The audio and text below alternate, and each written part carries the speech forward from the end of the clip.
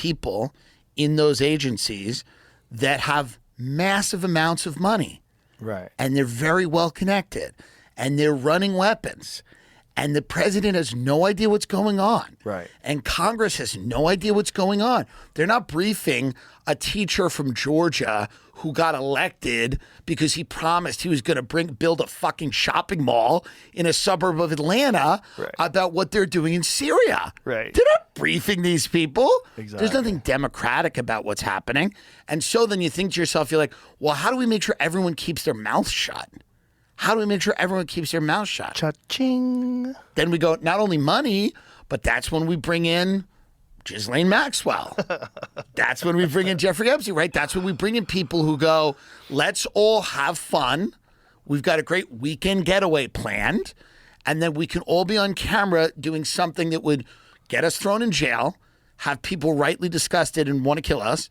And the worst things ever are now on camera somewhere. Those tapes are somewhere. Now everybody is completely incapable of ever coming out and saying what's going on. Yeah. And, you know, and then those people are running a parallel government. It's a parallel command structure. And that's a huge problem. And it was essentially completely in control for 4 years. Probably for more than 4. But for the last 4, for sure. 1,000%. That's the best example we've ever had of that. 1,000%. That guy's never really running things. 1,000%. There's no way they let him. And it's probably still in control to a certain degree now, because it's very hard to, when you have something like that happening, it is very difficult to completely shut it down. Well, it's very hard. Well, here's a perfect example that we know it's definitely running things, because Trump is still trying to figure out why he got shot.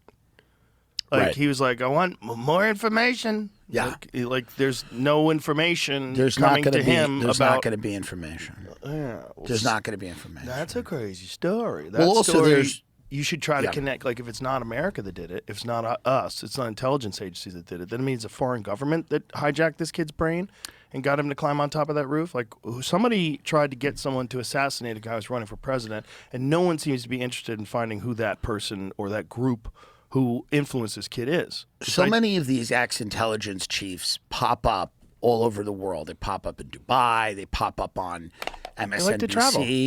They love traveling. They're having meetings with people. They're all over the place. They love people. And they love people. They love cultures. They love meeting different cultures. Yeah, the food's great. And supposedly I heard from someone who's, again, smart and I consider trustworthy, that there's actually large sectors of the global economy that are moved more in this direction than you'd think.